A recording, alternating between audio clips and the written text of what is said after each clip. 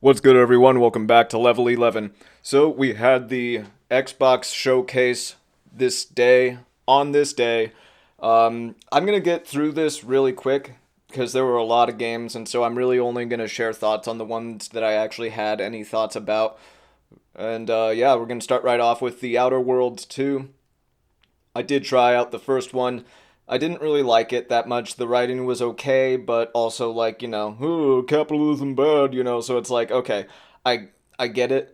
I mean, I'll get a little political hyper capitalism to the point where hospitals and prisons are industries of business, Yeah, that's not great, but at the same time like, they're trying to play it from the perspective of, oh, socialism's only bad because we haven't done it right yet. We didn't have the technology back then. That's the kind of idea that they want to push on the masses these days. So it's like, okay, well, let's bash capitalism so we can try and make those things good. Nah, man, wait until 2030, then we'll see how good it is, right? So yeah, I'm not super big on it, and that's only the theming and the story side of things. Gameplay wise, the gameplay is the reason why I didn't beat Outer Worlds 1 because it just wasn't fun. It wasn't very fun. So, not very excited for that. High on Life 2. I don't know if I'm pretty sure Justin Roiland's not going to be involved in this one because he got Me Too'd as well. I mean, I guess that's what happens when you make an episode of Rick and Morty where you even joke about the geopolitical nuance of Israel as a country. So, either way, whatever. Moving on. Resonance of Plague Tale Legacy. I'm probably going to play the first two Plague Tale games. Probably going to skip out on this one. That's all I really have to say about that. Next up, we had the ROG Xbox Ally slash ROG Xbox Ally X. Now, the individual who was talking about the game did mention, like, almost as like a, oh, no big deal kind of thing, that Hollow Knight Silksong is slated to release this year. I don't know what it is with, like it seems like every time there's anything that includes Silksong, there's been three instances in which Hollow Knight Silksong has been mentioned, and all we've gotten is like a tiny snippet of gameplay and no firm release date. So I don't know what's going on with the I don't know what's going on with the development team and why they're so like unwilling to give us an actual release date for that game. But yeah, we have Xbox here voicing that they do expect the game to come out this year, so there's that. I guess we'll see whether or not that ends up being the case. Next up, we had The Blood of Dawnwalker. Pretty sure this was a gameplay unveiling of the game. I don't remember if this was the same vampire kind of game that was being made that has a lot of the people from the Witcher 3 development team or not. I don't remember. If you do know, let me know down below. Next up, we had Super Meat Boy 3D. This is probably my favorite game at the showcase for Xbox, to be honest.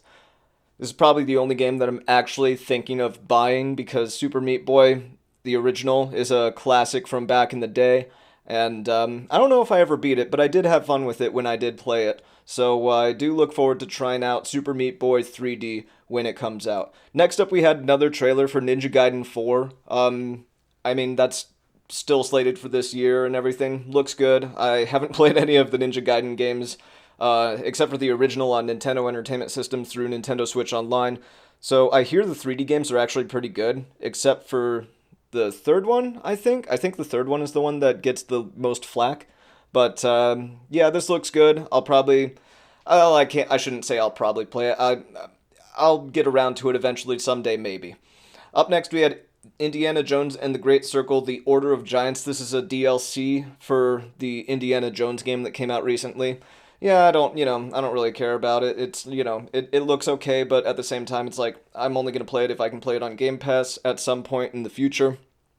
Next up was a really surprising one. We had a game called Beast of Reincarnation being made by Game Freak of all developers, and it looks to be somewhat inspired by Sekiro Shadows Die Twice. This one's really surprising because I do not think I've ever seen Game Freak do anything on this level of ambition, scope, and scale when it comes to like how big of a project they can tackle. I mean, you've all seen gameplay of Pokemon Scarlet and Violet, so this caught me off guard. I'm not gonna lie. This really surprised me. We'll see how that one turns out when it comes out, probably next year. Next up, we had another trailer for Clockwork Revolution. I don't know. It kind of reminded me of like BioShock Infinite, but at the same time, I'm not really super interested in that. So we'll see how it goes. Grounded 2 got unveiling today. I'm kind of interested, but at the same time, I never played the first Grounded, so I don't know how much I'd actually like it. But the sequel looks okay. We'll see how that goes. Chronos: The New Dawn had another trailer today. It looks okay. Um, I don't really care. We had another Elder Scrolls Online update of some kind. I do have one friend who plays Elder Scrolls Online. I tried to play it, took forever to boot up. It was taking so long that I actually just canceled out of it. It's like, okay, well, by the time the game would be ready, my friend would have been offline, and that's, not even taking into account, like, the tutorials and all the single-player stuff I'd have to do before I'd get into the multiplayer aspect of things, presumably. I don't know. I don't really play MMOs like that. Okay, we had a game called Ephelion, another Forspoken-like, not really, my cup of tea, and, they used, licensed song, what was the name of it? Wake by M83. That kind of ruined the song for me. Not even gonna lie. Next up, we had this weird looking game called There Are No Ghosts at the Grand. Something about cleaning up your town with a gun or something. I don't know. Age of Mythology Retold Heavenly Spear. I literally have no input on that. Mudong Two Hearts looked kind of interesting. I think it was a Korean developer. Probably not gonna play it though. We had Planet of Lana 2, Children of the Leaf. I didn't even know there was a Planet of Lana 1, but, that was a couple of years ago, so we already have a sequel coming out. Next up, we had Fallout 76 Gone Fishing. Just a Fallout 76 update that includes fishing. So, I have a friend who might be interested in that, but that's all I have to say about that. Solo Leveling Arise Overdrive. So apparently this solo leveling anime is pretty popular. I mean, I've only just started hearing about that show within the past 6 months. So the fact that there's already a game coming out for it tells me that it must be pretty popular. I think the next game was called Anemo. I don't know, it kind of reminded me of like Pal World, or, when it was first being shown, I thought it was finally Everwild. I wonder if we're ever going to see Everwild. I wonder if that just straight up got canceled because I'm, I still can't get over it. Dude, that trailer of Everwild where it was just like, oh, this isn't gameplay, this is just like a concept trailer. There was a point at which, like, there's a deer and it doesn't feel good. It feels sick, so all the players are like, oh, let's twirl around it with some bags of smoking whatever, and that'll make it feel better. That was some of the gayest shit I've ever seen in a video game in my life. So I really want Everwild to come out, just so the entire internet can bash the shit out of it. So I guess I had more to say about Everwild than Anemo. So there was that. Okay, next up we had Tony Hawk talking about Tony Hawk's Pro Skater 3 and 4. Got a little launch trailer for it. I mean, I'll probably get it. I don't know what I'm going to get it for. I'm kind of leaning towards getting it for Nintendo Switch 2 so I can play it wherever. It's not really a multiplayer kind of game, so I have no reason to get it on PlayStation. Yeah, that's about it. That's all I have to say about that. I'd like to see Tony Hawk Underground get a remake at some point. I would like it bundled with Underground 2, though, because I've never played Underground 2, and I recently played Tony Hawk's Underground on Dolphin. You can check the video out on my channel where I do that. Now, up next, we had At Fate's End. Looked like an indie game, like your typical nominated for, being woke indie game. I forget what the actual name of that category is, like, Games for Impact. That's it, Games for Impact. Looks like the type of game that would get nominated for Games for Impact. Gears of War Reloaded. Got a nice little trailer for that. That is coming out at some point this year. I might get that on PlayStation, honestly, because I wouldn't be surprised to find that a lot of people end up getting that. I loved Gears of War 2 back in the day. So, yeah, Gears of War coming to PlayStation. Pretty interesting seeing that happen. So, let's get Halo on the Nintendo Switch 2, huh? Next up, we got Persona 4 Revival. Pretty sure this is the first that the game has been shown off in any shape or form. Look, I mean, I'm not really a Persona guy. If I do try it, I'll probably just play Persona 5. Next up, we had Sea of Thieves, another season. Smuggler's Tide. Okay. We had Invincible Versus. Doesn't look that good in the light of Marvel Tokon Fighting Souls. Marvel Tokon Fighting Souls looks awesome. This looks like trash in comparison. So just kind of bad timing on that front for these guys.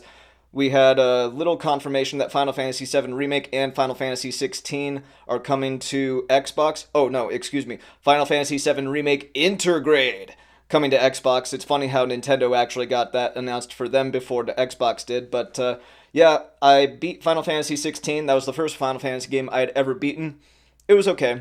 I mean, I don't know. I'm just not a Final Fantasy guy, I guess. I think that series is overrated overall, but I haven't tried Final Fantasy VII yet, the original or the remake. I'm going to probably try the original, to be honest. But I also want to play Final Fantasy Tactics. I'm more of a tactical RPG guy. I really like Shining Force. I like Fire Emblem. So I think Final Fantasy Tactics seems a little more interesting to me than Final Fantasy VII. We had a game called Keeper. I think this is being made by Double Fine. I forget what they've made, but I know they've made some noteworthy stuff. And then we had Call of Duty Black Ops 7. So, Black Ops 7. Out of all the Call of Duty spin-off series, it seems like Black Ops is the only one that makes the amount of money that Activision is interested in making. So, I think that it's just going to be Black Ops for the rest of, for a while. I don't see them doing anything other than Black Ops entries for Call of Duty, at this point. So, whatever works, I guess, but, it's just more Call of Duty, what else is new? Another year, another Call of Duty.